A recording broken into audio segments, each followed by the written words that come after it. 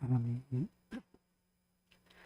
하나님의 말씀 함께 봉독하겠습니다. 마태복음 7장 15절에서 27절까지 말씀을 한 절씩 교독하겠습니다.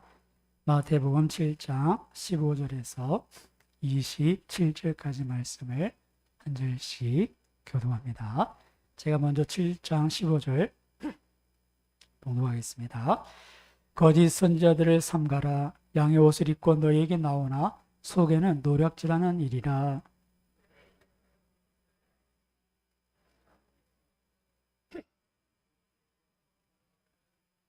이와 같이 좋은 나무마다 아름다운 열매를 맺고 못된 나무가 나쁜 열매를 맺나니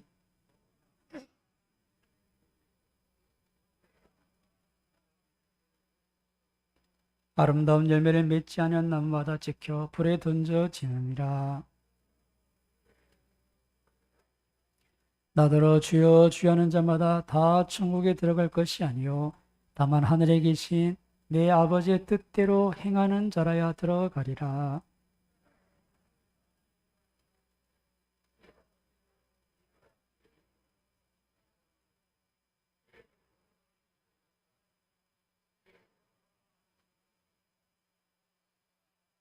그때 내가 그들에게 밝히 말하되 내가 너희를 도무지 알지 못하니 불법을 행하는 자들아 내게서 떠나가라 하리라.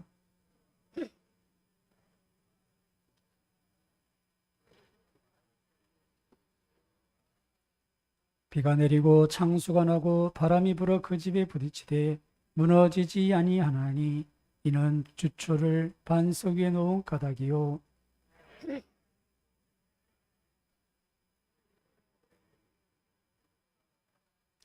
함께 보겠습니다. 비가 내리고 창수가 나고 바람이 불어 그 집에 부딪힘에 무너져 그 무너짐이 심하니라. 아멘. 할렐루야. 우리 옆에 분 인사드리겠습니다. 하나님께서 함께 하십니다. 이제 입추가 지나고 이제 가을의 문턱에 이제 들어서는 것 같습니다. 건강을 잘 챙기시고 또 우리 영혼도 다시 이렇게 하나님 앞에 또 돌아보시는 귀한 시간 되었으면 합니다. 오늘은 왜 말씀에 귀를 기울여야 하는가라는 제목으로 말씀에 대한 우리 자세에 대해서 한번 말씀을 나누도록 하겠습니다. 보통 기독교라고 하면 천주교와 개신교 이렇게 아우르는 게 표현입니다. 그래서 기독교 안에는 천주교가 큰 집이고 개신교가 작은 집이다 그런 표현을 하는데 사실 제가 생각하기에는 천주교는 천주교, 우리 개신교를 기독교라고 부르는 것이 맞다 생각합니다. 요즘 사회에서도 이제 그런 인식이 있죠. 교회 다니면 기독교, 성당에 가면 천주교 그렇게 이제 구분을 합니다. 왜냐하면 기독이란 단어 자체가 그리스도를 이렇게 한자로 써서 표현한다는데 기독교라는 의미가 뭐겠습니까? 기독, 그리스도. 오직 예수 그리스도만이 우리의 구원의 길이시다라는 그런 믿음을 가진 자들이 기독교인인 줄 믿습니다. 우리 개신교는 기독교인이죠. 천주교는 어떨까요? 천주교는 많이 다릅니다. 왜냐하면 천주교는 이미 종교다원주의입니다. 다른 종교에도 구원이 있다. 그렇게 얘기를 하죠. 아니 어떻게 다 같은 기독교라고 이렇게 여겨질 수 있는데 그렇다면 예수 그리스도만이 유일한 구원의 길이다. 그렇게 고백이 되는데 천주교는 어떻게 예수님 말고 다르게 착하게 살면 구원을 받아요. 다른 종교도 우리가 잘 몰라서 저쪽에는 알라요 부르고 저쪽에는 부처님 불러서 그렇지 사실 다 알아서 하나님 들으세요. 그런 식으로 어디든지 구원이 있다 말하게 되었는가. 이것이 천주교와 우리 기독교의 가장 큰 차이점인데 그 차이가 뭐냐면 말씀에 대한 자세. 하나님의 말씀을 어떻게 여기느냐의 차이에서 천주교와 우리 기독교에 큰 차이가 일어나게 됩니다. 물론 세부적으로 천주교와 기독교가 뭐가 다른가 여러 가지 구체적인 내용을 우리가 다룰 수 있겠지만 가장 큰 핵심은 말씀에 대한 자세가 다르다 하는 것이죠. 여러분 근본적으로 우리 기독교는 하나님의 말씀을 정확무오, 하나님의 말씀은 무오, 오류가 없다. 하나님의 말씀이다. 그래서 이 기록된 말씀을 하나님의 말씀으로 받아들입니다. 그러나 천주교는 하나님의 말씀으로 받기보다 이 성경이 틀릴 수도 있다. 왜냐하면 이 성경 66권은 교회가 생겨나면서 교회 종교회를 통해서 66권을 하나님의 말씀 정경으로 인정하자 해서 우리가 채택을 한 거니까 나중에 필요하면 추가로 더 넣을 수도 있고 또 시대에 안 맞으면 뺄 수도 있고 그렇게 이렇게 성경을 대합니다. 그래서 지금 천주교회는 66권 성경 말고 외경이라고 이 처음에 교회에서는 배제했던 그런 몇 권의 책들을 다시 정경으로 인정해서 이렇게 쓰고 있습니다. 그래서 천주교에서 쓰는 성경을 보면 우리가 가진 성경 66권 말고 안에 다른 책들이 몇 권 더 포함되어 있는 것을 볼 수 있는데요. 이렇게 성경을 그렇게 대하니까 성경이 없는 것도 주장을 진리라고 주장을 할 수가 있다는 거예요. 지금은 없지만 있을 수 있잖아요. 그래서 성경에 보면 천국과 지옥은 있지만 연옥은 없습니다. 근데 천주교는 연옥설이 있어요. 그래서 예수님을 믿긴 믿는데 제대로 안 산 사람은 지옥도 안 가고 천국도 못 가고 연옥에 있다가 이 지상에서 그 사람에서 많이 기도해주면 헌금 많이 하면 그 사람들이 천국에 간다는 공로사상이 있습니다. 연옥사상, 공로사상. 그 다음에 성모사상이 있습니다. 성모. 이게 무슨 말씀이냐면 마리아를 성모라고 부르는데 이게 단순히 예수님의 어머니니까 그런 의미가 아니라 성모라는 의미는 말 그대로 거룩한 어머니. 그래서 마리아는 죄가 없다는 거예요. 그래서 성경에는 분명히 예수님의 형제들이 기록되어 있는데 그래서 고향 사람들이 너그 형제들 우리가 다 아는데 그래서 예수님을 무시했는데 그거 아니야. 예수님 형제는 사촌이야. 마리아는 성모셔. 그러면은 동정녀에서 예수님 나시고 순수한 동정을 가지고 계셨어. 그러면서 이제 죄가 없으면 어떻게 됩니까? 죽으면 안 되는 거예요. 왜? 죄의 사고로 죽잖아요. 그래서 마리아 승천설을 얘기합니다. 마리아가 죽지 않고 승천했다는 거예요. 이게 천주 교리입니다. 아니 성경에 그런 게 어디 있습니까? 성경에는 없지만 잘 따져보면 성모가 어떻게 죄도 없는데 죽을 수 있냐? 교리로 만들어내고 그들은 그것을 믿는 거예요. 이렇게 보면 여러분 천주교가 너무 다르죠 우리랑. 그래서 종교개혁이 일어나는 겁니다. 아니 왜 성경이 없는 얘기를 자꾸 하냐? 성경이 없는 얘기. 그래서 종교개혁의 원리 보통 우리가 5가지 오직 믿음으로 그죠? 솔라 피데 그다음에 오직 은혜로 솔라 그라티아 은혜로 구원받는 것이지 열심과 행위로 구원받는 게 아니다. 그리고 중요한 게 솔라 스크립트라 오직 말씀이다. 말씀이 중요하다. 천주교는 성경을 못 읽게 했어요. 성경을 못 읽게. 아니 어떻게 성경을 못 읽게 하느냐? 이렇게 무식한 사람들이 성경을 사사로 풀면 안 된다. 그런 것도 있겠지만 자신들의 그런 전통과 여러 가지들이 성경과 안 맞는다는 것을 자신들로 알아요. 대표적으로 종교개혁 시대에 어떤 일이 있었습니까? 면죄부를 판 거예요. 면죄부를 사면 죄가 면해진다는 거예요. 이런 말씀이 성경에 어디 있습니까? 죄가 예수님의 십자가의 피 아닌 이상 그 죄를 없앨 수 있는 방법은 없는 줄 믿습니다. 근데 면죄부를 팔면서 교회에서 이거 사면 죄를 면해줍니다. 자, 그러면 이게 누가 사겠습니까? 정말 내가 신앙생활 열심히 하다 양심의 거리 껴서 주님 제가 용서받기 원합니다. 그래서 이렇게 없는 돈에 면죄부를 사기도 하겠지만 어떤 사람들이 주로 사느냐? 돈 많은 사람들이 죄를 지으려고 면죄부를 삽니다. 이해가 되십니까? 죄를 지으려고 이건 정말 하고 싶은데 죄인 건 알고 그래서 어떻습니까? 면죄부 사놓고 죄 짓고 면죄부를 이렇게 땜빵을 그렇게 악용이 된다는 거예요. 이런 걸 보니까 이게 무슨 하나님의 말씀의 뜻이냐? 오직 성경으로. 그래서 이제 종교개혁이 일어나는 것이죠. 그래서 우리 기독교는 정말 무엇보다 말씀의 종교다. 그렇게 이야기할 수 있습니다. 한번 따라해보겠습니다. 말씀의 종교. 자, 이렇게 말씀이 중요한데 중요한 것은 우리 시대가 어떻습니까? 우리 시대가 시대적으로도 일단 책을 잘 안 보는 시대예요. 독서량이 현저히 떨어진 시대. 워낙 미디어가 발달하니까 우리 책을 읽기보다는 강의를 듣는 것이 편하고 또 인터넷이라는 환경에 우리가 설교집을 읽기보다는 설교를 듣는 환경이 훨씬 이렇게 좋은 환경이죠. 그러니까 또 책도 안 읽는데 성경도 역시 잘 안 읽게 되는 그런 분위기죠. 그러나 여러분 기록된 하나님의 말씀을 우리가 가까이 하고 그 말씀에 더욱더 귀를 기울여야 하는 마지막 때를 우리가 살고 있는 줄 믿습니다. 더욱더 깨어서 근신하고 주의 뜻이 무엇인가 분별하기 위해서 말씀에 귀를 기울여야 되는데요. 자, 그렇다면 우리가 이 말씀을 가까이 하지 않는 우리 시대에 왜 다시 한번 이 말씀에 귀를 기울였는지 그 이유들을 살펴볼 텐데요. 제가 이렇게 준비하다 보니까 이게 다 다루면 너무 양이 많고 근본적인 문제 하나, 왜 우리가 말씀에 귀를 기울여야 되는가? 두 번째로 오늘 본문에 나타난 말씀 속에서 왜 우리가 말씀에 귀를 기울여야 되는가? 그 두 가지만 크게 한번 살펴봤으면 합니다. 사실 말씀을 귀를 기울여야 될 일은 많이 있습니다. 아까 우리가 드렸던 찬양처럼 하나님께서 말씀을 하시고 순종하는 자에게 복을 주시고 말씀에 순종하지 않는 데는 저주가 임한다. 사실 우리 인생의 복과 저주의 선택이 그 말씀에 대한 반응에서 오죠. 그래서 하나님 어떻게 행하는 것이 복이고 어떻게 하는 것이 주를 기쁘시하는 것, 그 뜻을 알기 위해서도 말씀을 우리가 읽어야 되지만 근본적으로 먼저 우리가 왜 말씀에 귀를 기울이는가? 첫 번째는 우리가 그 말씀을 통해서 하나님을 만날 수 있기 때문입니다.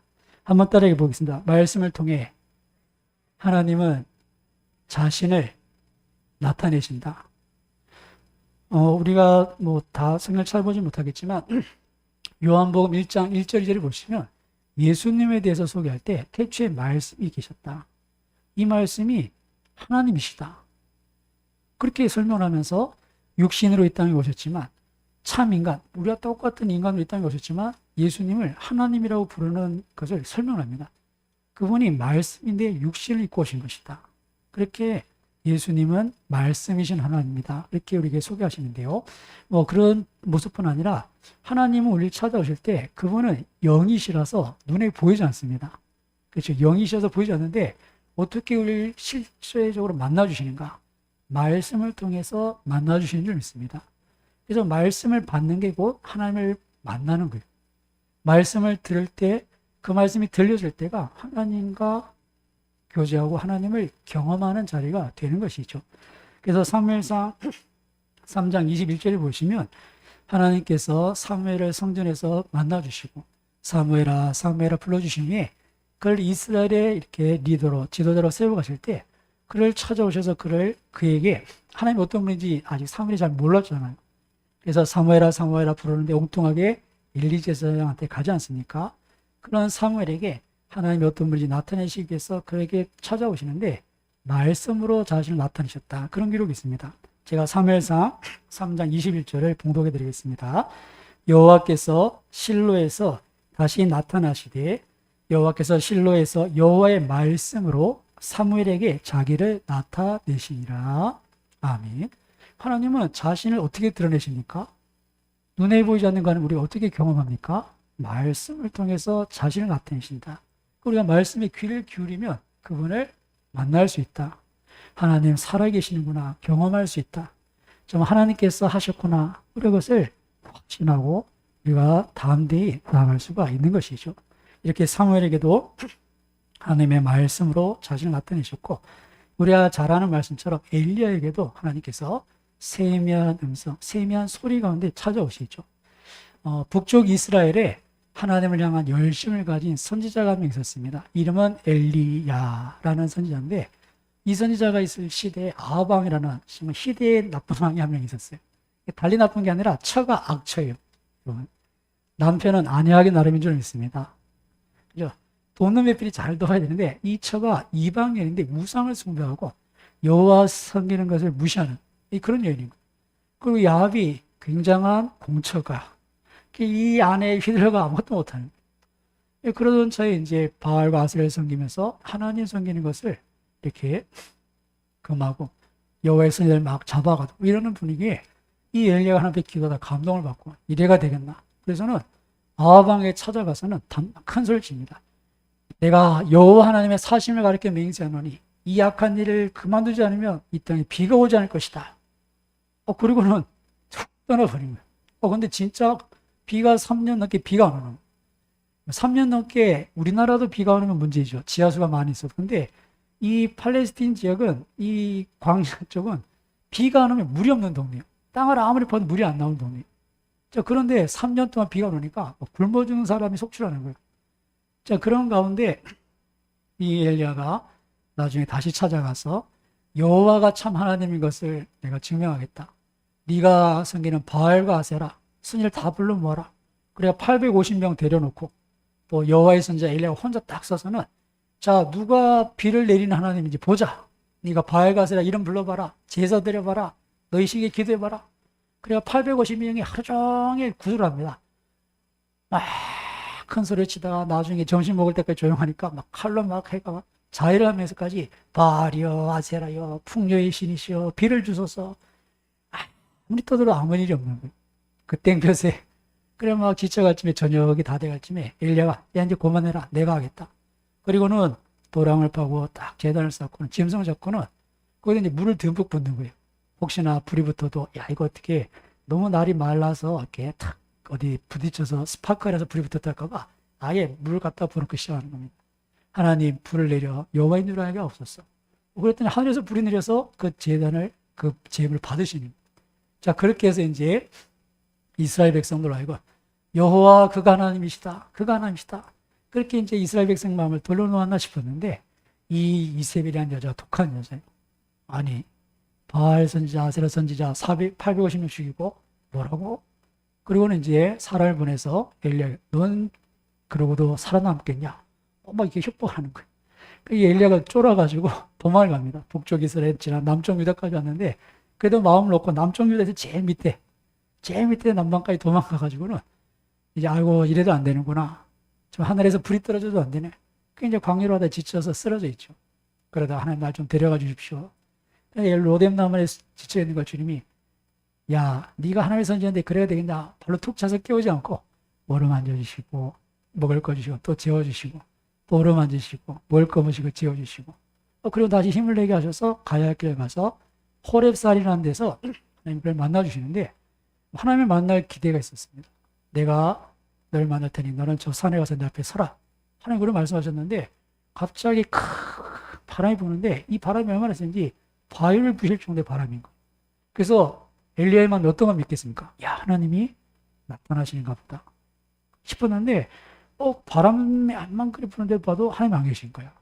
그러고 나서는 큰 지진이 납니다. 땅이 흔들리고 땅이 갈라지고 온통 이게 흔들리는 중에 야 하나님 이제 여기 임하시는가 보다 자세히 봤는데도 거기도 하나님이 안 계시는 거예요. 그리고는 불이 나는데 제 생각에 정말 땅이 갈라진 데서 막 불이 솟아오르고 정말 난리가 나는데 와 이제 뭔가 정말 하나님 나타나시는가 보다. 근데 거기도 하나님이 없는 거예요. 근데 뒤에 세미한 소리가 들립니다. 세미한 소리. 아마 이 엘리야가 처음에 엘리야야 엘리야 부른 그 소리를 잘 못 들은 것 같아요. 근데 선지자가 감이 있잖아요. 아 하나님 말씀하시는 것보다 그 사람 앞에 엎드려 탁 얼굴 가리고 탁 이제 엎드려야죠. 그러고 나서 이제 그 소리가 들려지는 겁니다. 그리고 그 가운데 그 소리 가운데 그를 만나 주시는 그에게 찾아오시는 하나님을 그 영광을 뵙게 되죠. 사랑하는 여러분, 하나님은 말씀하신 하나님. 우리가 하나님을 만나고 싶다면, 우리가 그분을 알고 싶다면 다시 말씀에 귀 기울일 수 있기를 주님의 이름으로 축원합니다. 목사님 저는 10년 다녔는데 믿음이 안 생겨요. 말씀에 귀를 안 기울이면 믿음이 안 생기는 겁니다. 하나님 정말 제가 하는 일이 잘 안 돼요. 하나님의 뜻대로 행하면 형통의 복을 주실 줄 믿습니다. 하나님 우리 삶을 책임주신다. 아까도 했던 찬양 우리가 그 언약 따를 때 늘 함께 하시고 그죠? 주명령 따를 때 늘 계시옵소서. 이거 하나님 앞에 기대하는 거잖아요. 말씀대로 살고 그 말씀에 순종해 가면 내가 하는 길 주님 지켜주시고 내가 하는 길 구해주시고 우리 연약함 아시니 때를 따라 힘을 주셔서 돕는 일 주셔서 정말 지쳐 넘어질 때 같으면 푸른 초원 실만한 곳에서 힘을 얻게 하셔서 가야 할 길을 가게 하시는 그 하나님. 그 하나님을 기대할 수 있는데 그 하나님의 말씀 뜻은 관계없이 자꾸 내 생각, 내가 하고 싶은 거 이런 거 막 하면서 하나님 어디 계시나요? 하나님 뒤에서 일로 오라고 하시는데 자꾸 딴 데로 가면서 하나님 어디 계시나요?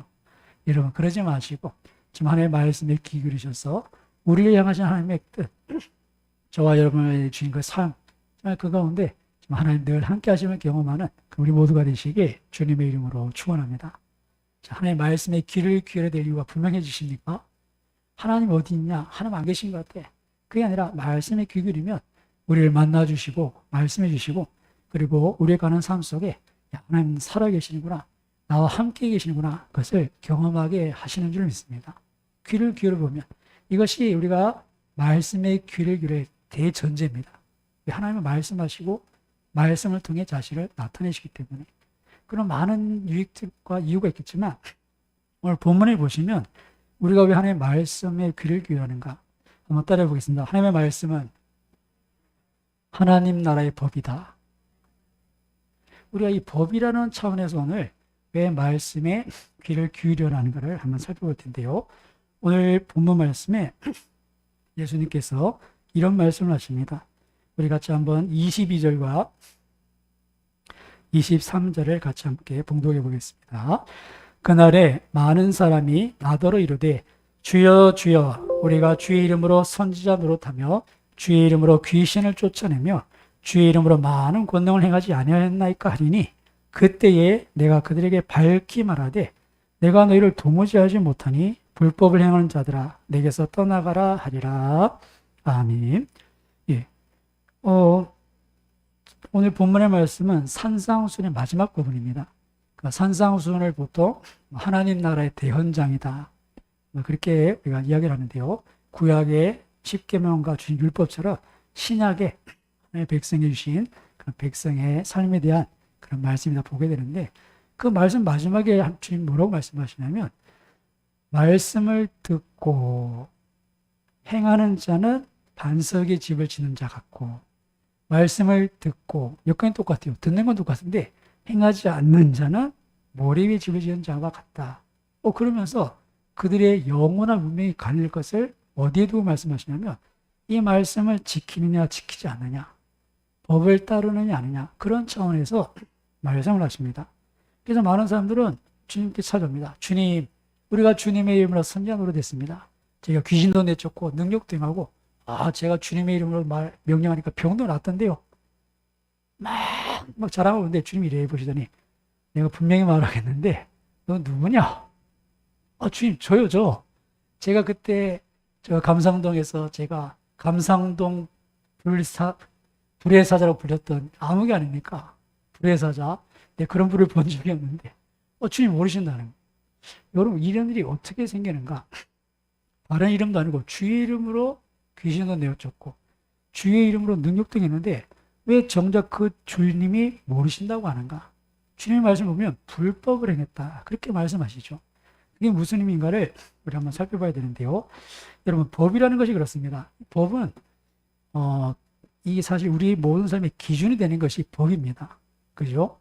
그래서 법은 여러분 우리가 몰라도 법을 어기면 어떻게 됩니까? 몰라도 법을 어기면 처벌을 받습니다.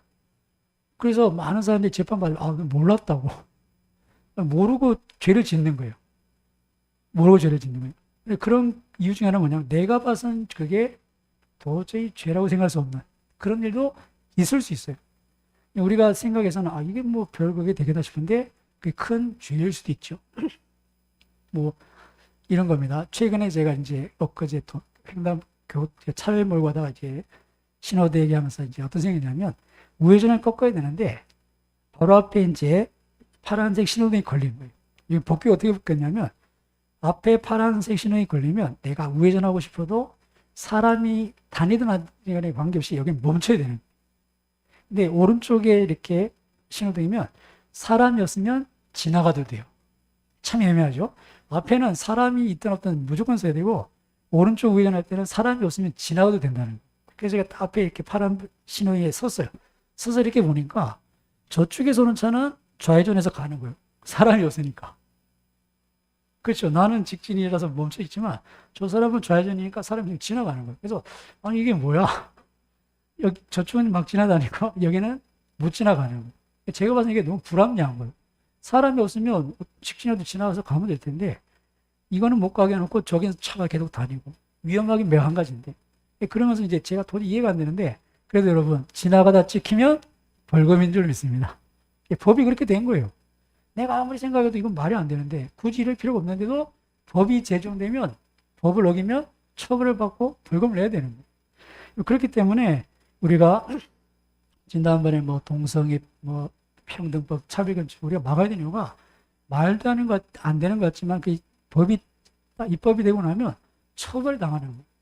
목사님 여기서 동성애는 죄입니다. 하나님은 남자와 여자를 창조하셨고 둘이 한 몸이 돼서 가정을 해야 돼. 다른 건 없습니다. 그러면 바로 이게 인터넷상에나 아는 누가 와서 나쁜 말 녹음하면 처벌되는 거예요. 괜히 교회 찾아오셔서 남자 두 분이 목사님 저희 결혼합니다. 줄에 서주십시오. 이러다가 우린 그런 거 줄에 못 쓴다고. 그러면 딱 녹음해서 가면 바로 처벌이 되는 거예요. 법이 이렇게 된 거예요. 말도 안 되는 것 같아도 법이면 처벌이 되는 거예요. 근데 여러분, 하나님의 나라의 법도 우리가 동의가 안 되는 부분이 있을 수 있어요. 인간적인 생각에. 그렇지. 하나님의 나라의 법이 다 통일되지 않을 수 있죠. 하지만 그 법을 어기면 그 법에 따라서 처벌된다는 것을 기억해야 합니다.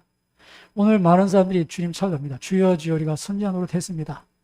우리는 그냥 뭐 그 선지자 노릇한 거, 귀신 내어 쫓은 뭔가 이렇게 한 걸 자랑하는데 주님이 보시는 거는 내가 원한 게 아닌데 네가 있구나. 이래 되시는 거예요. 다시 보세요. 내가 원한 게 아닌데 네가 있구나. 우리가 막 주님의 일을 막 하는데 정작 하나님이 원하시는 건 다른 데 있었다는 거예요. 그래서 막 주의 이름으로 선지자 노릇하면서 어디 가서 선지자 대접받고 하고 그러고 돌아다니는 거. 하나님은 원치 않는다는 거예요. 이게 보면 우리가 한번 고민해야 될 것이 이 법이라는 문제를 우리가 좀 과소평가하는 것 같아요. 하나님의 법, 세상의 법도 그에 맞는 처벌이 있잖아요. 여러분, 하나님의 법은 정말 그 차원이 다릅니다. 예수님께서 홀이라도 남기지 않고 다 해결하지 못하니 털만큼이라도 남아있으면 다 죄인 취급받는. 그리고 하나님의 법정엔 죄인이냐 의인이냐 둘밖에 없는 줄 믿습니다. 여긴 뭐 그냥 너는 집행유예, 너는 이녀, 너는 벌금 얼마 이게 아니라 영원한 천국이든지 영원한 지옥이든지 딱 두 가지밖에 없어요. 근데 하나님 목사님 너무 심한 거 아닙니까? 심한 게 아니에요. 여러분, 하나님을 멸시한 죄, 이걸 어떤 값으로 갚겠습니까? 하나님이 우리를 구원하시려고 독생자를 보내셨는데 그 예수님을 배척한 죄, 그 죄를 어찌 감당하겠습니까?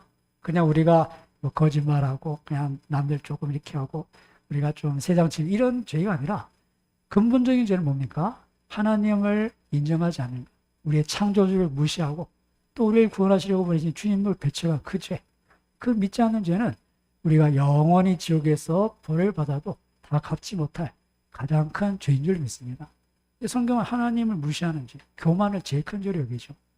그래서 창세기 3장 선악과 사건부터 말씀을 무시하는 건 곧 뭐가 있습니까? 하나님을 무시하는. 아까 말씀처럼 왜 말씀에 귀를 기울여야 되냐? 하나님은 말씀하시는 분이시고 그 말씀이 그분의 인격입니다. 눈에 보이지 않는 하나님의 실존이 말씀인데 하나님의 말씀을 무시한다? 그것은 곧 하나님을 무시하는 것이고 그 죄는 영원한 지옥이라는 거예요. 그래서 하와가 어떻습니까? 하와가 이게 말씀에 귀를 잘 안 기울였던 것 같아요. 아담이 늘 저거 먹으면 안 되고 반드시 죽으라고 하는데 뭐 여서로 들었던 것 같아요. 그래서 뱀이 찾아와서 마귀가 찾아와서 야, 하나님 정말 나쁜 분이네. 이거 다 못 먹기 때문에 아니야, 나 다 먹어도 되고. 그러고 보니까 저 동산 중앙에 있는 나무 저 선악과라는 건 먹지도 말고 만지지도 말라 그러셨던가? 제가 뭐 먹으면 죽는다고 그랬던 것 같아. 벌써 다른 거예요. 하나님의 법, 기준은 분명합니다. 뭡니까? 먹으면 반드시 죽는다. 이게 하나님의 법이에요. 근데 하나님의 법인데 살짝 빗나간 거예요.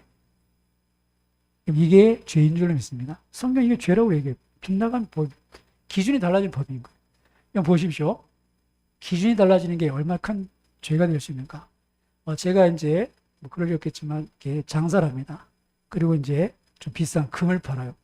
한 돈에 0.307g인가 그렇죠? 쉽게 0.3g 치고 그게 국제 표준이잖아요. 금 한 돈이면 0.3g. 근데 내가 보니까 아이고 대충 이렇게 똘똘똘 이렇게 녹여서 알을 만들어서 요 정도면 한 돈 되겠다 싶어서 0.2g의 한 돈이라고 해서 제 값을 다 받고 파는 거예요. 내가 생각에 이게 한 돈쯤 돼 보여. 자, 그래서 팔면 이게 어떻게 됩니까? 사기죠, 사기. 왜요? 기준이 있는데 한 돈이면 0.37g 줘야 되는데 0.307g 내야 되는데 0.2g으로 이렇게 대충 만들어 놓고는 이게 한 돈이라고 속여 파는 것밖에 안 된다는 거예요. 아니 내가 보기에는 한 돈 같은데 이건 말이 안 되는 거예요. 기준이 있다는 거예요. 이게 뭡니까? 법이라는 거예요. 하나님 나라의 법이 그래요. 예수 그리스도를 믿지 않으면 심판이 있다는 거예요. 멸망한다는 거예요. 이 하나님 분명 법이에요. 그런데 믿어도 되고 안 믿어도 되고 여지가 없습니다. 그뿐이 아니라 우리가 하나님의 말씀을 아까 말씀드린 것처럼 하나님 그분의 인격으로 우리가 대한다면 그분의 말씀을 무시하는 사람을 하나님의 백성이라고 말할 수 있는가? 오늘 본문의 말씀의 핵심이 그렇습니다. 하나님의 말씀을 주님이 산상수의 말씀을 하시고 그 말씀을 듣고 행하는 자, 그 사람들이 예수님을 주인이라고 고백한 사람입니다. 이라는 것이죠. 아니, 주인의 명령을 누구 순종 안 할 수 있습니까? 주님의 명령이기에 듣고 행하게 되는 줄 믿습니다. 근데 주님의 명령을 듣고 행치 않는 자는 뭡니까? 지가 주인이고요. 뭐라 그래도 보고 괜찮네 싶으면 하고, 에이 이건 뭐 굳이 이렇게 살 필요 있나? 안 하는 거예요. 그게 뭡니까? 불법이라는 거예요. 하나님의 기준이 분명합니다. 말씀을 주셨어요. 근데 우리가 그 말씀을 몰라서 무지중에 죄를 지어요. 근데 그 죄가 내가 몰라서 지었다고 죄가 아니게 됩니까? 법은 그런 게 아니에요. 모르고 지어도 죄는 죄고 처벌받습니다. 그래서 하나님께서 우리에게 늘 말씀에 귀 기울일 것을. 그래서 교회 오면 제일 많이 하시는 말씀이 성경을 읽고 기도하시고, 나중에 또 기도에 대해서 살펴보겠지만 이 하나님의 법에 우리의 마음을 맞춰가는, 우리 마음에 법을 주십니다. 그게 이제 성령께서 하신 일 중에 하나인데, 어쨌든 우리가 기억해야 될 것이 왜 말씀에 귀를 기울여야 되는가? 하나님 나라의 법이 있는데 내 생각대로 이렇게 착하게 산다고 되는 게 아니에요. 아무리 착하게 살면 뭡니까? 하나님 주님 앞에 그날이 옵니다. 그날에 주님 그래도 제가 이렇게 좀 살만해서 남들은 뭐 지 혼자 잘 먹고 잘 사는데 제가 여기도 기부하고 저기도 기부하고 제가 이렇게 존을 많이 했습니다. 주님 뭐라고 그러시겠습니까? 이래 보시더니 너 누구냐? 불법을 행한 자들아. 그렇게 말씀하신다는 거예요. 왜? 자기가 기분 내켜서 하는 거예요. 그래도 사람이 이렇게 돈도 있고 하면 이렇게 남을 돌아볼 줄도 알아야 되지. 뭐 그러면서 이제 자기 의를 드러내는 거. 그런 거 하나만 전혀 관계없다는 거. 그런 것들 하나하나 잘 따져보면 여러분, 우리가 하나님의 말씀과 얼마나 이렇게 빛나가 있는지 그것을 이렇게 보게 됩니다. 그래서 우리가 꼭 기억해야 될 것이 이 말씀을 해석하는데 좀 어려움이 있어요. 다른 어려움이 아니라 우리가 들은 풍월이 있는데 한번 구원하던 자를 하나님께서 절대 포기하지 않는 줄 믿습니다. 이 구원은 하나님께 전적인 하나님의 주권적인 역사예요. 은혜의 역사. 우리가 뭘 잘해서 구원받는 게 아니기 때문에 처음부터 우리를 구원하시는 의지가 우리를 끌어갑니다. 그러면 하나님 우리 처음부터 택하셔서 구원하셨는데 설마 내가 지옥 가겠나? 라고 생각하는 것은 따라해보겠습니다. 월권이다. 따라해보겠습니다. 월권이다. 하나님의 구원은 하나님의 뜻인 줄 믿습니다. 그걸 내가 주장할 수 있는 게 아니에요. 하나님 날 택해놓고 왜 버리십니까? 이건 우리가 주장하는 게 아니에요. 하나님이 하실 일이고, 하나님 우리에게 요구하신 건 뭡니까? 따라해보겠습니다. 두렵고 떨림으로 너희 구원을 이루라. 열매로 알리라. 우리에게 요구하시는 거예요. 우리는 그 말씀을 받았어요. 정말 내가 하나님의 구원에 합당한지 늘 말씀의 기준 앞에서 살펴보아야 되는 것이 우리의 책무입니다. 정말 내가 말씀을 쫓아 순종함을 통해서 행함을 통해서 열매가 있는가? 이것이 우리에게 증거가 되는 거예요. 그런 것 없이 그냥 내가 믿음이 있다 얘기하고 하나님은 우리를 구원하시는데 버리시겠나? 그렇게 생각하는 것은 하나님이 바라시는 게 아니에요. 그래서 제가 가지고 있는 책 중에 아르뱅주의라고 알미니안 신학하고 칼빈주의 신학이 이렇게 교묘하게 한국의 신학적인 풍토가 있다 이런 얘기인데, 알미니안주의는 우리가 행함으로써 구원받는다 그런 논조가 있습니다. 근데 칼빈주의는 어떻습니까? 오직 믿음으로 구원받는다. 근데 이게 묘하게 섞인 거예요. 우리가 해야 될 거에 대해서는 하나님께 떠넘기는 거예요. 하나님 우리를 구원하셨으니까 그렇게 하나님께 떠넘기고, 그 다음에 또 어떻습니까?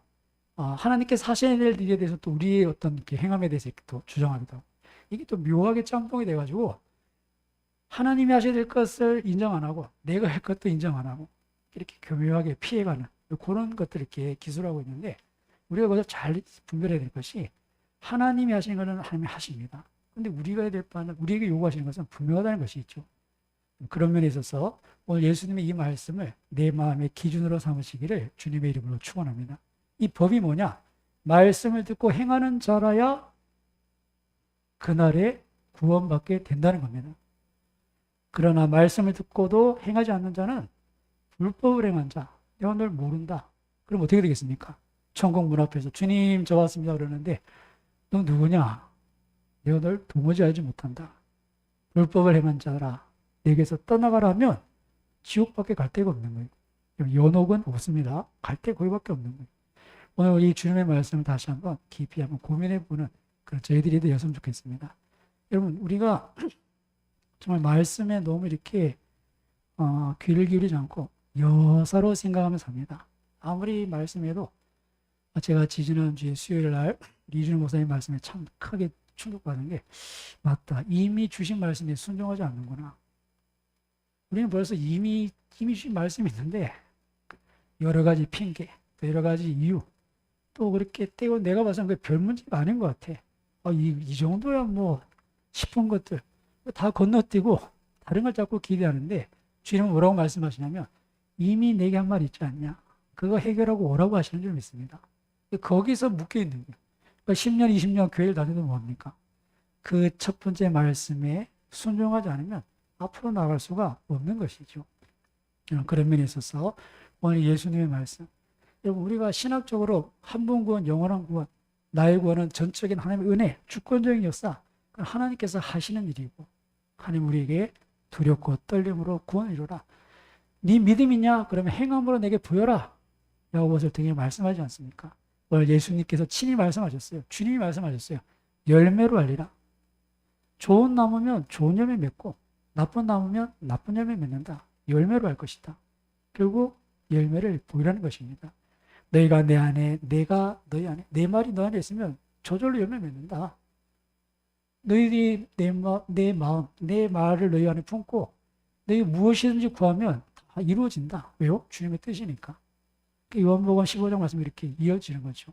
그런 면에 있어서 우리가 이 아침에 정말 다시 한번 주님이 하신 이 말씀에 귀를 기울여서 내가 하나님의 말씀에 대해서 어떤 자세를 가지고 있는지 돌아보시. 그 말씀이 곧 생명이라는 것을 여러분 기억하셔서 어찌하든 많은 말씀 거창한 걸 요구하시는 게 아니시잖아요. 하나님께서 거창한 걸 요구하시면 누가 구원받겠습니까? 우리의 삶 속에 주님이 감당할 만큼 우리를 계속 이렇게 이끌어 가십니다. 그 말씀의 순종함을 통해서 또 그 말씀을 통해서 하나님께서 우리 하늘 아버지 되신과 하나님 살아계셔서 나와 늘 함께 하신 것들을 경험해가는 그런 저 여러분 다 되시기를 주님의 이름으로 축원합니다. 말씀에 귀를 기울이는 자에게 그런 은혜가 있습니다. 하나님 살아계시는구나. 하나님 나와 함께 계시는구나.